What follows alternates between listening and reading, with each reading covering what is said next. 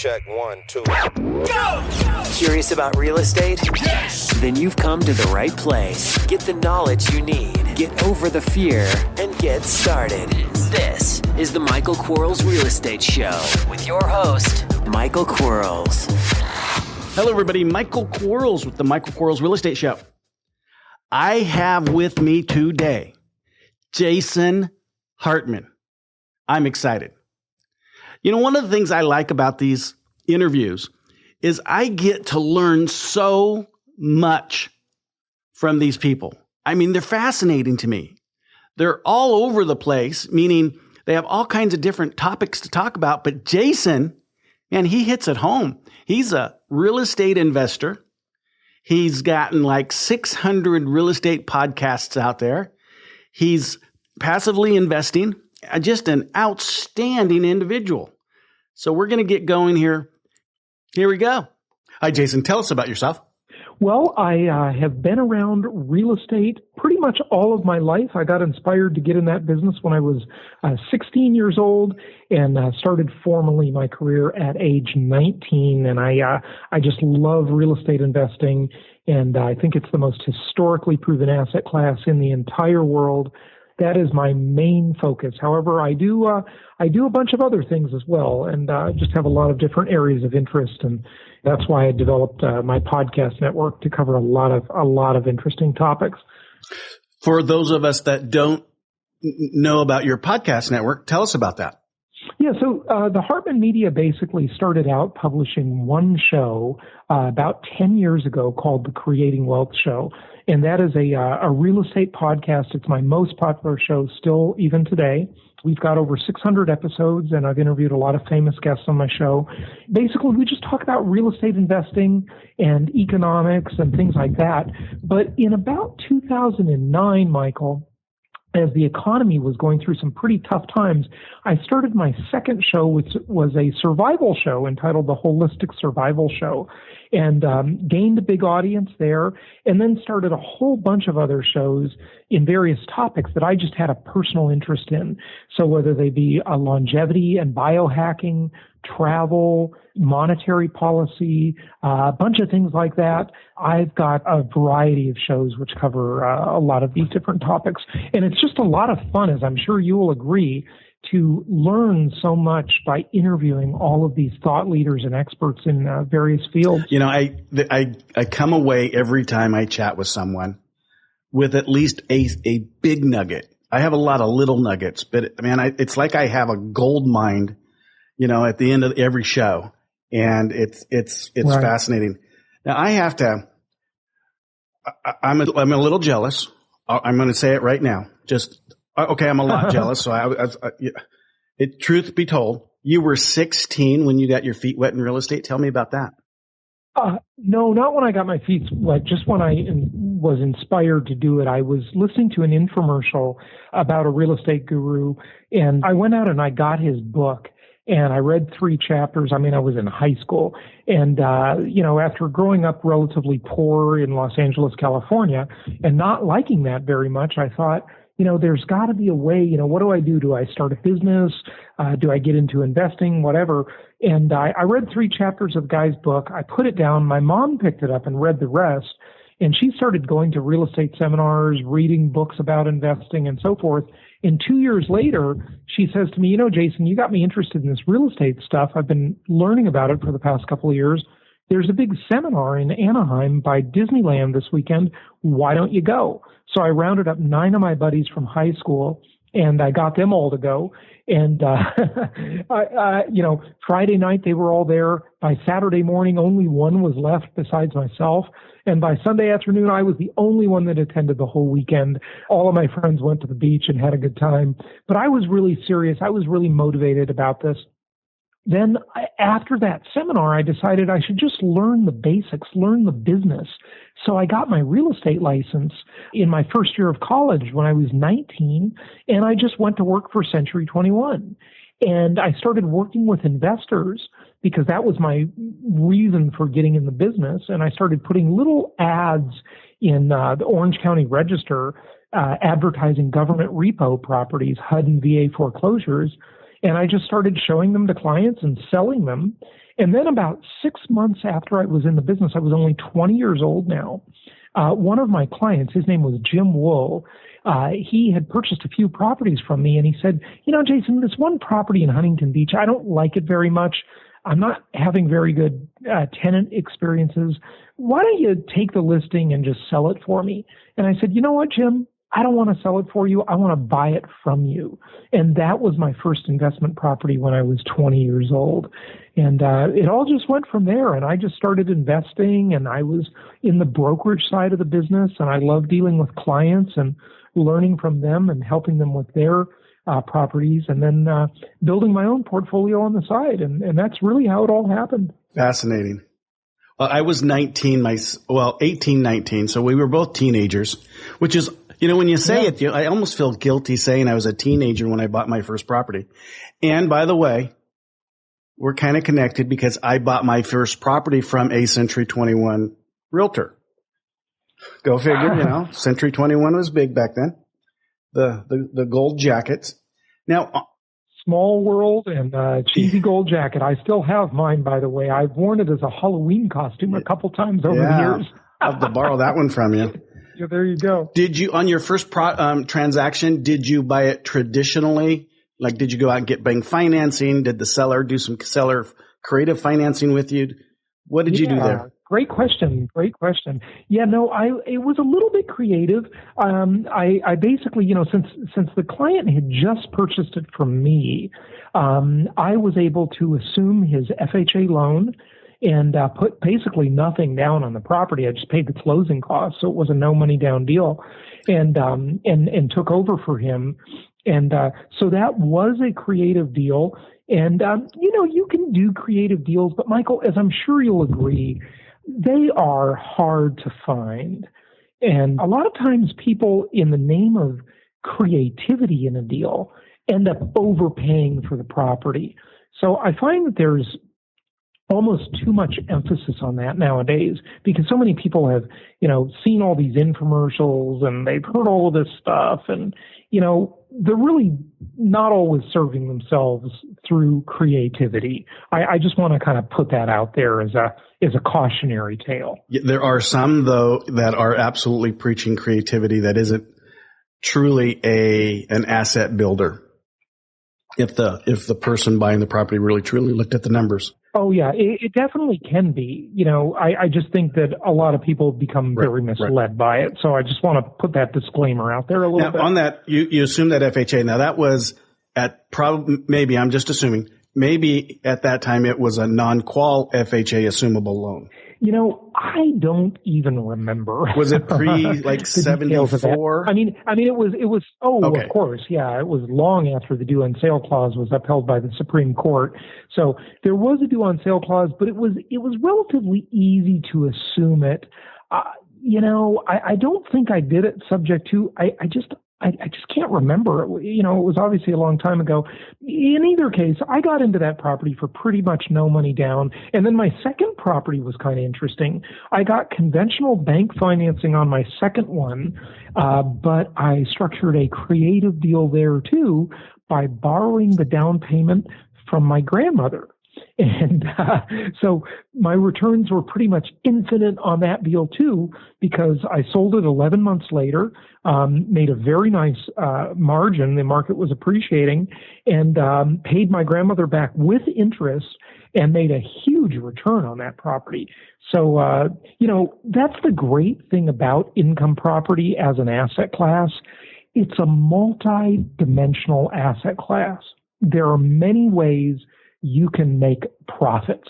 You can make it from cash flow, from leverage, by doing creative financing, doing lease options, by restructuring rents. I mean, there's just an endless amount of creativity available to you because it's a multidimensional asset class.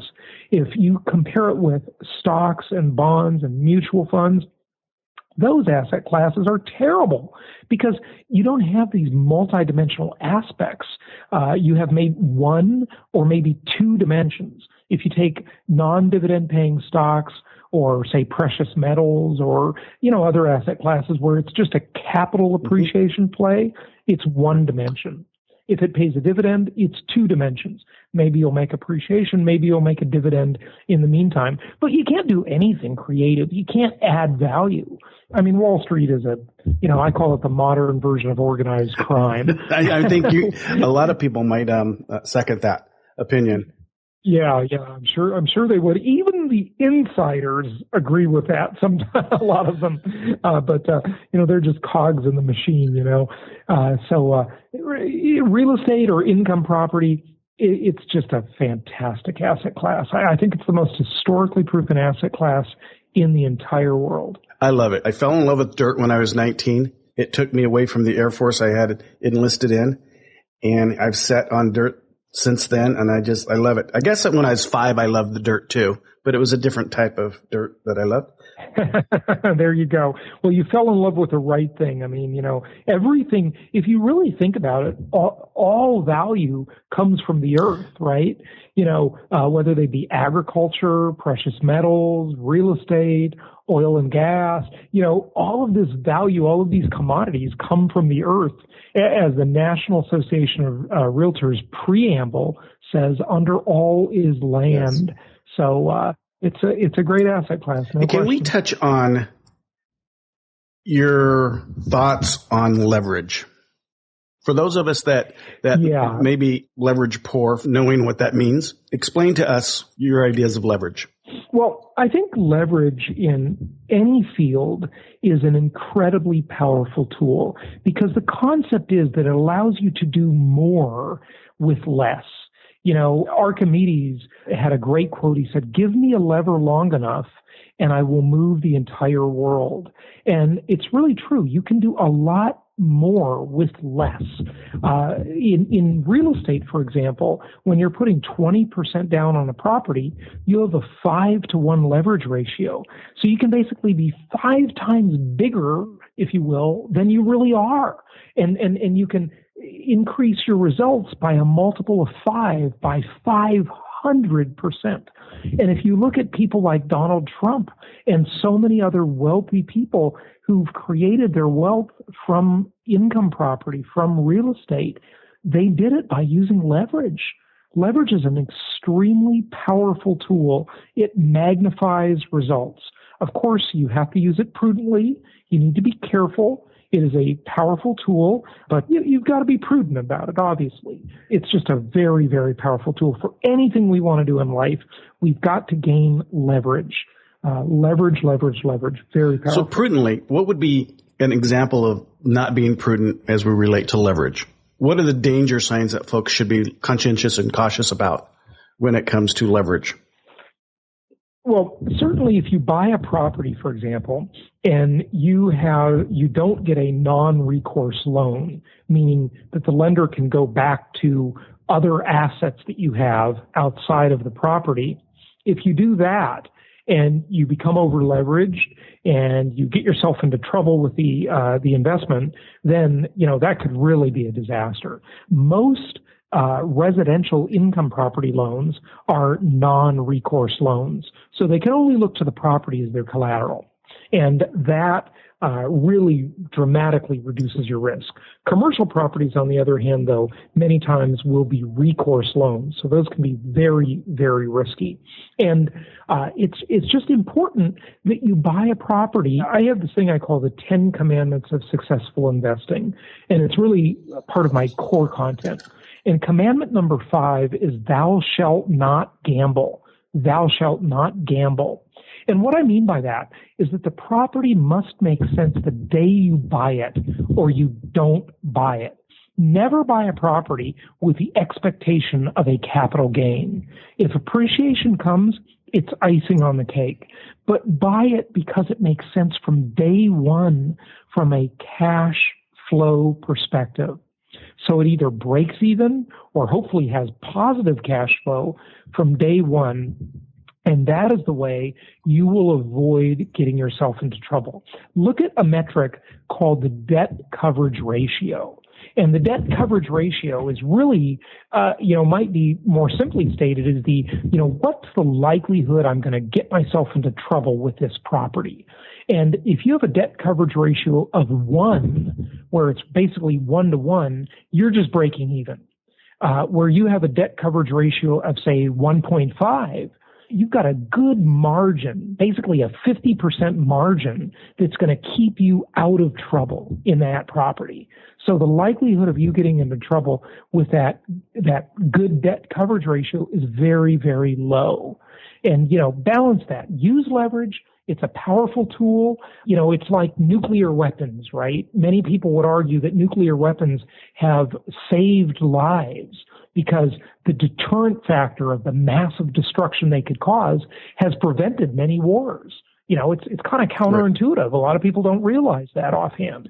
And leverage is also this very powerful tool like nuclear weapons, but you got to be careful with it. Okay, so respect it. You want to share the other 9 commandments? Well, not all 9 of them, but let me give you another really good one. And it's been very popular and has resonated with my audience and my clients very much. And it's commandment number 3. And it says, thou shalt maintain control. And what I mean by this is be a direct investor. Don't invest in pooled asset classes. Invest in something that you directly control. You don't want to relinquish control of your money to somebody else. You want to be in control. And that's one of the other wonderful things about income property as an asset class. You can maintain control. You decide what to buy, where to buy, when to buy, how to finance it, how much to rent it for, whom to rent it to, when to sell it, when to refinance it, when to do a 1031 exchange. It's all in your control. And when we make the mistake of not following commandment number 3, of not maintaining control, of relinquishing control to somebody else when we're not a direct investor, we leave ourselves susceptible to 3 major problems. Number 1, we might be investing with a crook. Number 2, we might be investing with an idiot, okay? So either a crook or an idiot, you're likely to lose money. Or assuming they're honest and competent, the third problem is they take a huge management fee off the top for managing the deal. And we want to go direct. And that's one of the great things about income property is you can be a direct investor. You don't have to relinquish control to somebody else. And even for the person that may not be as experienced as we are, they can still buy an investment property successfully. Yeah, it's very easy. I mean, just buy some humble single-family homes. The good old-fashioned humble single-family home is, I would argue, and I really have been saying this for a long time, Michael, and I haven't really heard anybody argue with me on it. So, now my last name is Quarles. So quarrel with me. Yeah. Good warning. And that is the single-family home as an income property investment is the most historically proven asset class in the entire world. I don't think anything can come close to that. The other asset classes I would like after it are I like apartment buildings. I like mobile home parks. You notice that those are all housing. Okay. I do not like condos. Okay. Because condos have their own set of problems. And then my next choice is a business, your own business. Right. Well, as a foolish person in 1993, when someone showed me email for the first time, he actually said, let me show you something. I said, sure, show me something. So he went to his computer. It was a little 64 way back then. He sent his friend an email, called his friend, said, hey, I sent you an email. Call me back. And I'm thinking to myself, oh boy, this is not going to work. Because if you've got to call someone to tell them that you've got an email, funny, yeah. Why don't you just talk to them? Well, had I been a little bit more savvy, I would have bought as much as I could in the .com world. And I would own quite a bit of real estate in the .com world because I think that piece of real estate is pretty magnificent. Yeah. Yeah, well, certainly people have made money in that, no question, and people continue to do it today, I'm sure, to a lesser extent. But I remember when business.com sold for $7.5 million, It's worth nothing near that today, though. Domain names, I own about 300 of them. They are little pieces of real estate, really. But unless you have really prime names, I find they're pretty difficult to sell, honestly. And I have paid really good money for them, and I have sold them for really good money. When, prior to everybody else noticing that they were also a good asset to invest in. In 1993, had I been wiser, I would have bought quite a few of them. And well, I agree with you back then, but who would have thought the internet would turn into what it did, right? Who would have thought? We all have those stories, shoulda, coulda, woulda, we thought of some little gadget or gizmo we could have invented, and we thought, the world would love this, and 6 months later, someone else did it. Yeah, and the way life is, my friend. Being a massive investor, so I don't get real excited over passive income. So I don't like rentals. I have rentals. I have a program or a mathematical theory behind when I have a passive income unit.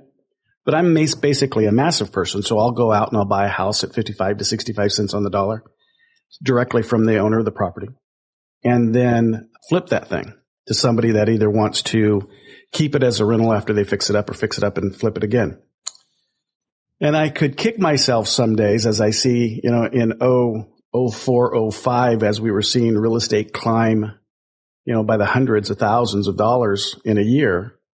I was kicking myself because, the previous year I had sold, quite a few units at top dollar pricing. And the next year I would have made another $2 or $3, $4 million in appreciation because I was a massive investor, not a passive investor. Right. Well, look, we all have stories like that, but things can all go the other way, too. Oh, yes. As a lot of people found out. Tens of millions of people found that out. When you're a speculator, you just don't know. I mean, look, in many years in this business, I have never met anybody who can reliably predict appreciation or depreciation. All of the gurus out there doing it, they're right until they're wrong. And there's always a time when they fall on their sword. I'll give you an example. In Orange County, California, there was a guy who for years and years and years was really well known locally, who was always speaking at the realtor meetings, and he was on the local speaking circuit as a pretty big name. I mean, every year he'd come out with a forecast and everybody would wait with bated breath, and his name was Gary Watts. And Gary was always right until he was wrong. And in about 2005, or maybe it was 2006, he kept saying, "Oh, the Orange County market is going crazy. It's going up, up, up," and it went down the tubes. And now you never hear from them, right? So they're always right until they're wrong. I know that sounds like a funny statement, but just remember that. Nobody can reliably predict these market cycles, not even the Federal Reserve, for God's sake. And they control the market cycles, and they can't predict. Yeah, Fannie Mae and Freddie Mac can't predict it. The government can't predict it, okay? There are too many variables. So if you just simply invest for cash flow, if you follow my commandment number 5, and you'll hit appreciation cycles in there, and somewhere in any 10-year period you're going to hit one, and then you can be a speculator during that phase, right? Absolutely, right? Absolutely. Just because you're there, because you're in the game. But the saddest portion is people that sit there and try and make predictions, and they wait and they wait and they go, "Oh, the market's gone up too much already," and then they miss the cycle because they're trying to predict. And, it just doesn't work. I mean, it really doesn't. You got to just be in the game. If you're in the game, you're going to get lucky at some point. Do you have a formula for cash flow? Yes. Basically 1% per month of the property value. That's just it's just a very basic rule of thumb. But 1% per month is a very good rule to follow. So if it's a $100,000 property and it rents for $1,000 per month, you're probably going to do great on that investment. And this is why we can't do anything in California, because it's all just way too expensive. In California, you're going to get a $500,000 property that rents for $1,800 a month when it should be renting for $5,000 a month. Okay. So what you need to do instead is you need to buy 5 $100,000 homes in a couple of diversified markets like Memphis and Indianapolis and Atlanta and, whatever. I mean, we've got a bunch of different markets we recommend that rent for $1,000 per month each. So you can get $5,000 per month out of that. And I like that model better anyway, because if you have 5 pieces worth the same as one piece and one of them become vacant, on either side of that equation, if one comes vacant on the 500,000 piece, it's all vacant.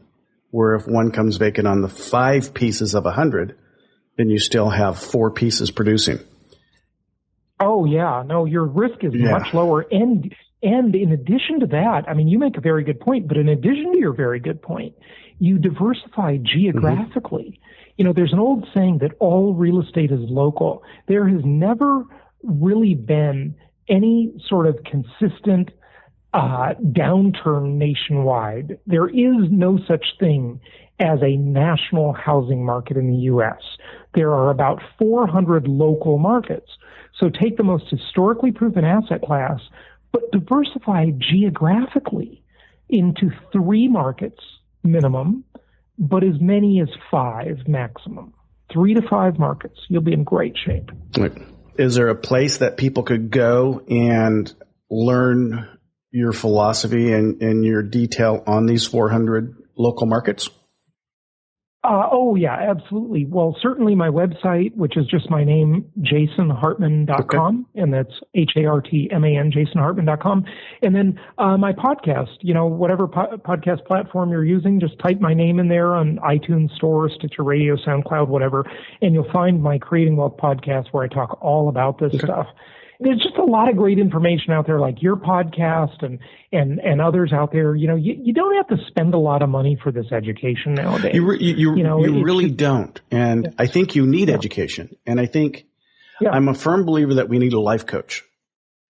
I'm always amazed that for some reason we don't consider ourselves at the same caliber that maybe a professional athlete or a professional singer or movie star or politician. They all have life coaches helping them achieve great things. From an education perspective, there are so many channels out there that you can turn on that you get true, real information. And you can tell it's real information because when I speak to someone, I can tell in just a few minutes if they're talking from 20 years ago or if they're speaking about today. Mm-hmm. Yeah. And I hope that other people can pick up on that as well. Yeah, absolutely. I have some rentals down in North Carolina, which I love because I can get a what city? Fayetteville. Oh yeah, Fayetteville's great. Yeah. What I like about them is my cost. Now I'm buying them, so I don't have any leverage. But the cost that I have into them gets returned in 24 months. So I like that model. Uh-huh. Oh, that's a fantastic model. Yeah, absolutely. And so that's kind of my if I have passive income, that's my model. That's the one I want to stick to because I like the bucket load of money of massive flipping. Have you ever gone into the flipping arena? Oh yeah, of course. I've done several flips over the years. It's okay. I just definitely noticed though, Michael, that the people who do flipping, they have spending money. The people who buy and hold seem to have real wealth. And I don't want to be so actively involved in managing these deals all the time. I just like to buy good properties, sit back and let time and, ridiculous bad government policies that ultimately cause inflation at, various points throughout the years, just make my investments better all the time. Yep. That's what I like. I want it to be an investment, not a business. If someone's in the business where, they've got time to really pay attention to this stuff and manage construction projects and things like that, hey, go out and flip. You'll make money faster. But that's a business. Right. I'm looking at it from an investment perspective more than a business. And there is that definite difference where you can, certainly if you're going to be flipping at any level, that you better have some systemization and some business sense to be able to do that because it's not done on, by accident. And not that passive income is done by accident either, but you don't have to have a business to buy passively. You're right. I absolutely have to have staff to buy massively. Yeah, right. Yep, absolutely. What else can you share with us? You're fascinating. Well, you know how we were talking about market timing? I would love to just share a little bit of a great poem, if I could. Are you familiar with the Reluctant Investor's Lament? I am not. This is brilliant. I mean, this guy was so awesome. Okay, so this... It's not going to make me cry, is it? It might. Because I am like the biggest crybaby there is, so... It might make some of your listeners cry. But this guy, Donald Wheel, wrote this back in 1977. And I've abridged it a little bit to just make it a little shorter. But it's brilliant. I mean, it's brilliant. And it really sums up, why we're in such a great arena when it comes to investing here, but also why it's just futile to try and predict the market. And you just got to get in for cash flow and do that and just be in the game. As Woody Allen said, 80% of success is just showing up. And in the real estate world, showing up means own properties. And if you just own them, some great things are going to happen to you over the years, like massive appreciation at some point, and or massive inflation that pays down your mortgages for you. Either way you look at it, and you're going to be in great shape. So I'd be glad to just share a little bit of this great poem with you. It's not my work. I've got my tissue handy just in case. But it's great. Okay, so it's called The Reluctant Investor's Lament, and it's written from the 1977 perspective, okay? So listen to how this guy thought about real estate in 1977. He says, I hesitate to make a list of all the countless deals I've missed, bonanzas that were in my grip. I watched them through my fingers slip. The windfalls which I should have bought were lost because I overthought. I thought of this, I thought of that. I could have sworn I smelled a rat. And while I thought things over twice, another grabbed them at the price. It seems I always hesitate, then make up my mind when it's much too late. A very cautious man am I, and that is why I never buy. When Tucson was cheap desert land, I could have had a heap of sand. When Phoenix was the place to buy, I thought the climate was too dry. Invest in Dallas, that's the spot, but my sixth sense warned me I should not. And that is why I never buy. How Nassau, how Suffolk grew, North Jersey, Staten Island too. When others called those sprawling farms and welcomed deals with open arms, a corner here, 10 acres there, compounding values year by year, I chose to think, and as I thought, they bought the deals I should have bought. The golden chances I had then are lost and will not come again. Today I cannot be enticed, for in 1977, everything is so overpriced. The deals of yesteryear are dead. The market's soft and so's my head.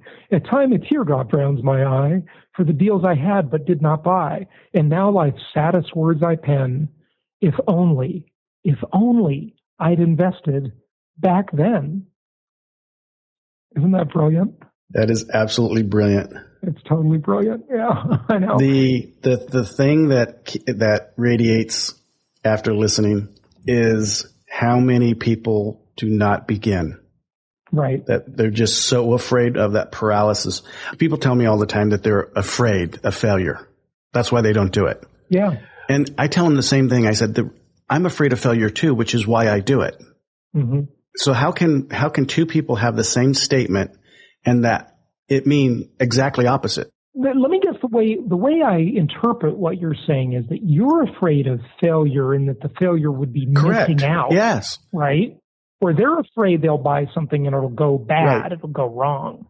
And we still have the same fear, or a similar fear, or at least the same statement that we're describing our fear.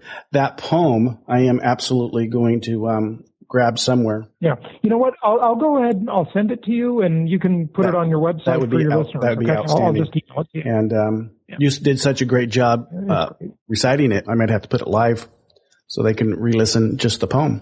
Here's a serious question. Are you ready for the serious, really important, the most important question you'll be asked today? Lay it on me and we will wrap it up. Go for it. What would you do on day one if you didn't ever do it before? So you're you're 19 years old again, but you have all of this experience. What would you do on day one of your real estate investment career? Oh, that's such a interesting question, and a tough one too, of course.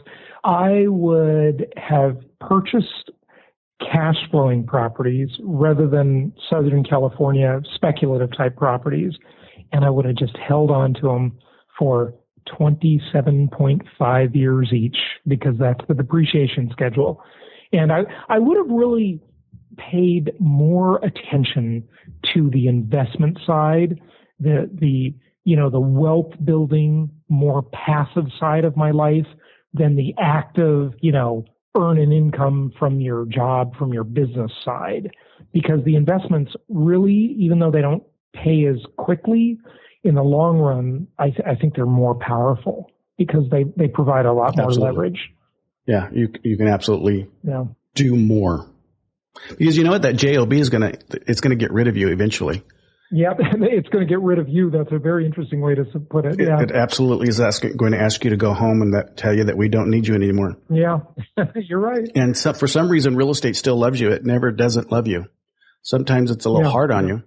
And it's not very fickle, Real estate is just very reliable. Mm-hmm. It's absolutely. That's why I'm not afraid to say I love dirt, because it is there. You almost have to sometimes have a passion for it, because sometimes some days will be a little bit harder than other days. But when you realize you love doing this so much that there's a driving force, for me anyway, about this, just the idea of owning a bucket load of houses that makes me get up in the morning, and when I lay my head on my pillow at the end of the day, I've had a good day.